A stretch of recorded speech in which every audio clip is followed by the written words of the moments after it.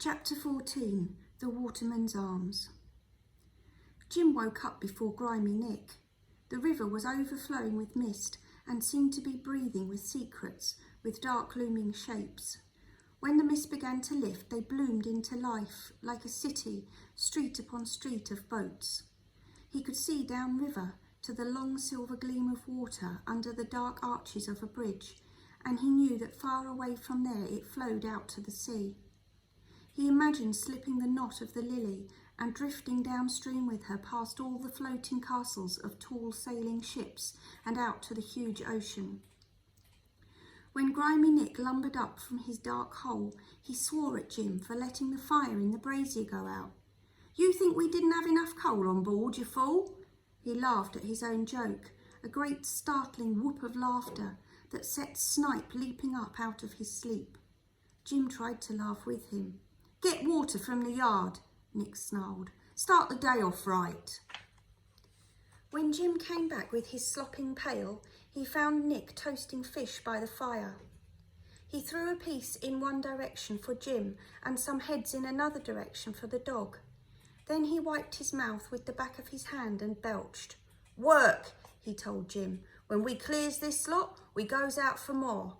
Off one of them big boats. So don't you think your work's done? Your work's never done, not while there's coal in the ground." It took them the whole of that day to clear the hold of coal. Jim thought every bone in his body must break before he'd finished, but Nick kept grimly on, shoveling and lifting and tipping, shoveling and lifting and tipping, his body a grunting shadow swinging across the glow of the lantern. "Work!" Nick shouted at him whenever he paused to rest, swinging his shovel round to crack across the boy's back. Jim struggled to keep up.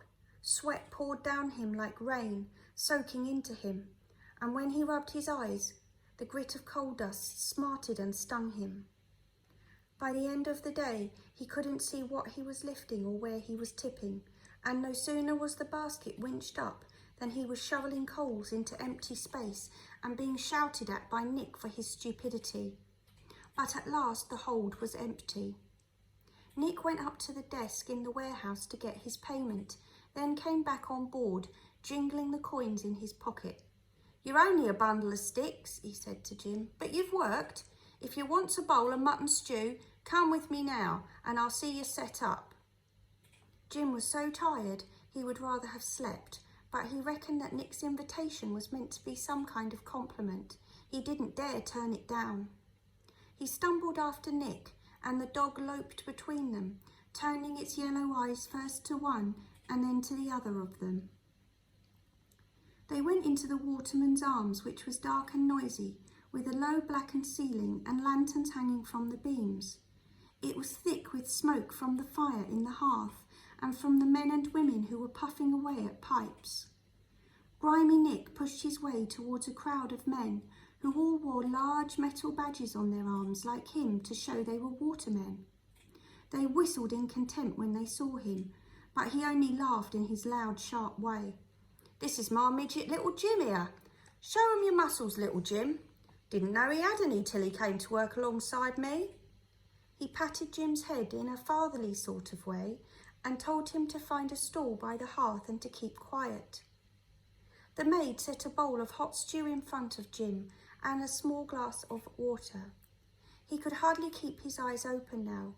Before he was halfway through it, the noises around him softened into murmurs and spread like a wide, dark sea lapping as quiet as long ago.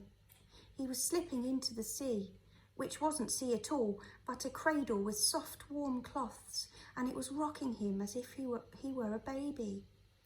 There was a crash, and he woke up with a start to find himself lying down in the sawdust, and his bowl of stew was broken and split in the half.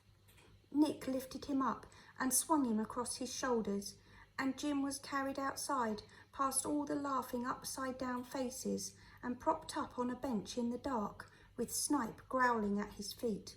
"Wait there," Nick grunted and went back inside. Jim was glad to be outside, with the air cold even though it was stinging his cheeks. He could hear Grimy Nick's voice inside, loud and boastful, his quick, surprising bellow of laughter.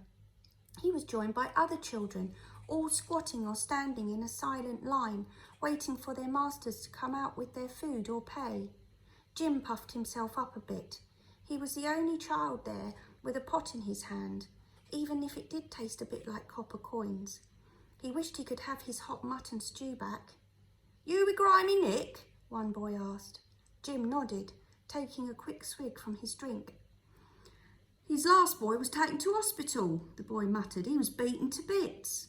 "He won't beat me," said Jim, full of bravado. "I'll beat him first." The other children giggled into their hands at this, turning knowing looks at each other. They were a miserable lot of scarecrows, Jim thought, sipping at his drink. Some of the children slept where they waited, leaning against each other.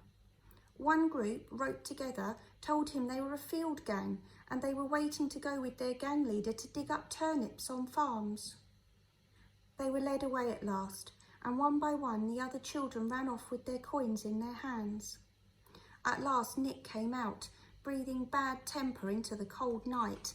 "Jim, you fool! It's time for you to take me home," he bellowed, as if Jim was 2 miles away instead of standing right next to him, and he leaned his weight onto Jim's shoulder.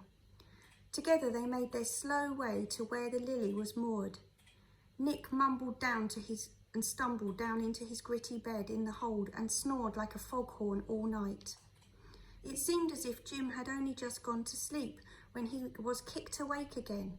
Nick, yawning and coughing, pulled him to his feet. "Move," he shouted. "Tide's turning." Jim staggered up. A flutter of excitement lit up like a small candle flame inside him. It was time for them to move downstream.